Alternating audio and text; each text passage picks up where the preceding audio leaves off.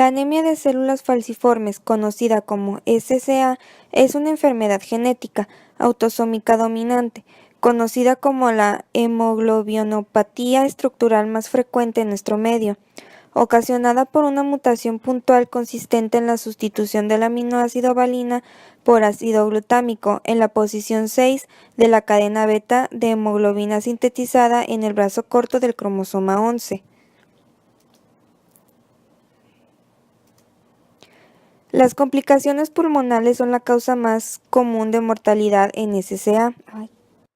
Una de las complicaciones pulmonales más conocida es la hipertensión pulmonar, conocida como HP, que ocurre en aproximadamente un tercio de los adultos con SCA y es un factor de riesgo independiente para la mortalidad.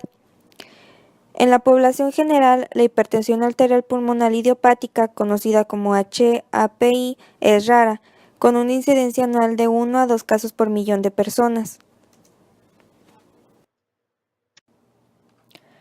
La etiología de la HAPI es poco clara y probablemente multifactorial, independientemente de la asociación de la enfermedad. La disminución de la biodisponibilidad de óxido nítrico y el aumento del estrés oxidativo parecen ser importantes de forma patogénica en el desarrollo de HAPI en SCA.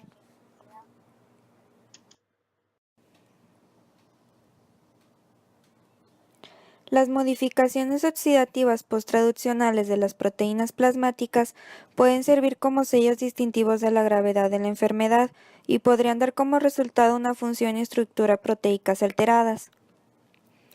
Presumimos que la albúmina sérica en pacientes con HP y HAPI de SCA sufre una modificación posttraduccional oxidativa en la que se adiciona malondialdehído y se agregan 64 daltons al peso de la proteína, y que esta modificación puede reflejar mediadores importantes de la patogénesis de la enfermedad y puede ser utilizado como biomarcador para ambas afecciones.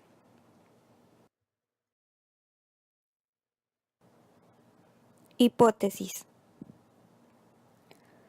La albúmina sérica presente en plasma de pacientes con SCA que sufren de HP y HAPI contiene una modificación oxidativa posttraduccional en la que se adiciona malondialdehído y se agregan 64 daltons al peso de la proteína, lo cual refleja un mecanismo para la patogénesis de la enfermedad y puede ser utilizado como biomarcador para ambas afecciones.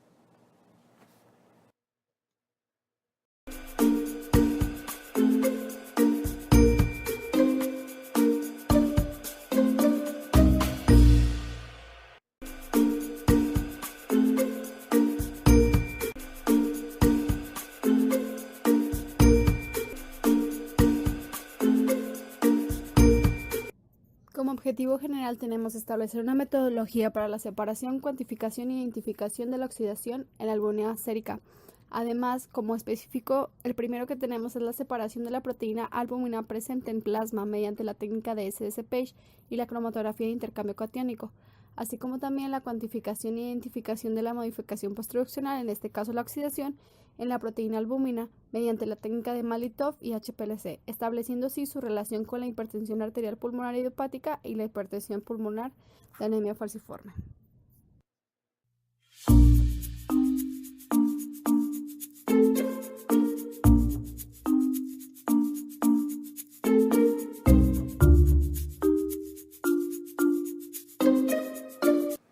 Preparación de plasma. Se obtuvieron muestras de sangre periférica en jeringas heparinizadas y se colocaron sobre hielo. Después se centrifugaron las muestras a 2000 repeticiones por minuto durante 15 minutos a 48 grados centígrados. Se obtuvo plasma pobre en plaquetas centrifugando el sobrenadante a 20.000 repeticiones por minuto durante 20 minutos. Y por último se almacenó a menos 70 grados centígrados hasta su experimentación. El objetivo de la termocoagulación es obtener como único producto albúmina, puesto que la temperatura se eleva hasta casi 70 grados centígrados, temperatura a la cual todas las demás proteínas del plasma se desnaturalizan. Sin embargo, se emplean agentes como el carbohidrato de sodio para mantener la estabilidad de la albúmina a dichas temperaturas. Inicialmente, el procedimiento consistió en mezclar el plasma con carbonato de sodio junto con etanol al 9% para después calentarlo a 65 grados centígrados por 30 minutos. Para realizar los experimentos de calentamiento, se utilizó un baño termostatado HAC 26 con circulación constante. Las muestras termocoaguladas se enfriaron a temperatura ambiente hasta 25 grados centígrados, para después ajustar el pH hasta 4.4.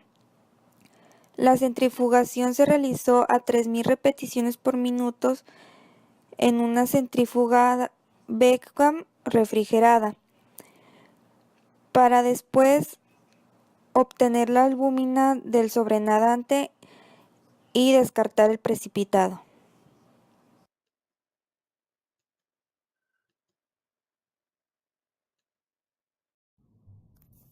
Metodología para SDSPage. Para poder llevar a cabo la separación de la muestra se utilizará la técnica de SDSPage. En esta técnica todos los complejos SDS proteína tienen carga negativa y por lo tanto estos van a migrar en el mismo sentido. La separación de estas proteínas se lleva a cabo por sus diferencias en el peso molecular de la muestra. Los reactivos a utilizar, el primero es el agente reductor. En este caso vamos a utilizar el DTT. Este es empleado para poder evitar datos falsos referente a los puentes disulfuro en las proteínas que hacen que migre de forma distinta. La concentración a utilizar de la acrilamida en el gel va a ser del 12%, esto para poder observar una buena separación de bandas.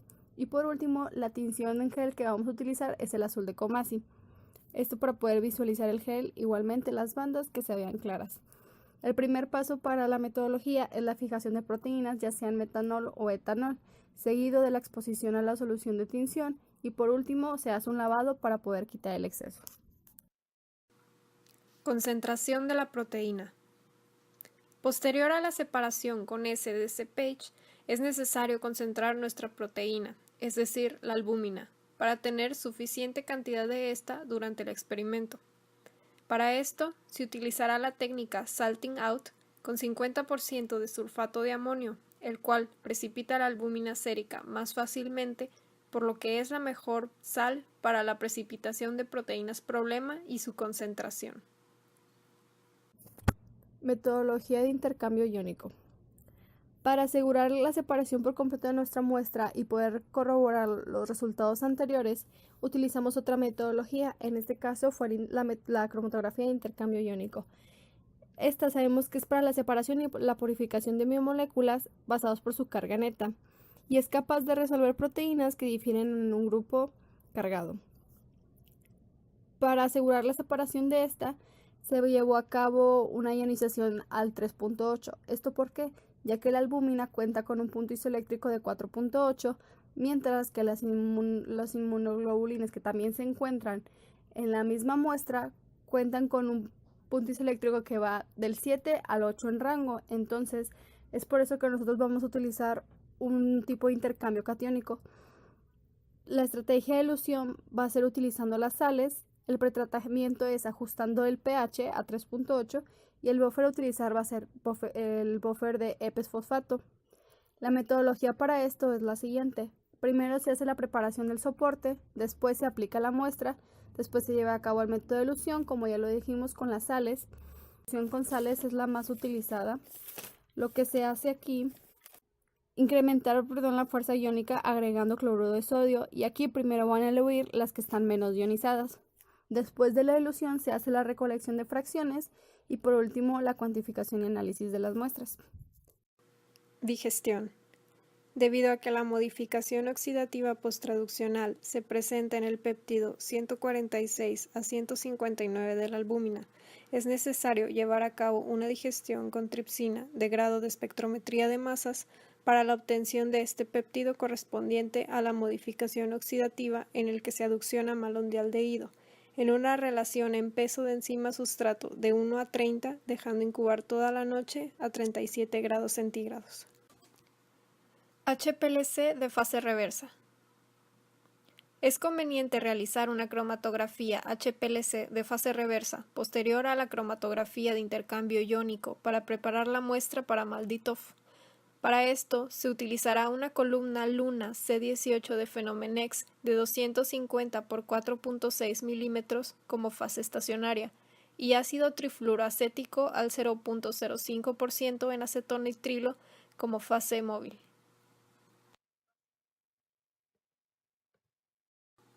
Malditov. El fundamento de esta metodología consiste en la cocristalización de los péptidos purificados de la albúmina, en este caso utilizando una matriz de ácido 2,5-dihidroxibenzoico o DHB en placas de objetivos para MALDI Anchor Chip, y se dejará secar a temperatura ambiente usando la técnica de gota seca. Se analizará el tiempo de vuelo de los iones y los espectros de masa se obtendrán mediante reflex y BTM, espectrómetro de masas Malditov en iones positivos en el rango 400 a 8000.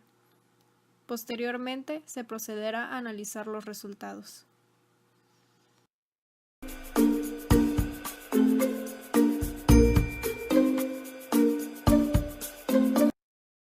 En las siguientes imágenes se muestran las diferentes etapas de la purificación de albúmina mediante termocoagulación. La primera imagen muestra la adición del agente precipitante. La segunda imagen muestra el sobrenadante después de incubación y de la primera centrifugación. Y la tercera imagen luego de bajar el pH a ese sobrenadante. A manera de resultado, como se muestra en la figura 1.1, los resultados demuestran que las proteínas más abundantes son la albúmina y después las cadenas ligeras y pesadas de las inmunoglobulinas G, que representan alrededor juntas de un 60% de todas las proteínas plasmáticas.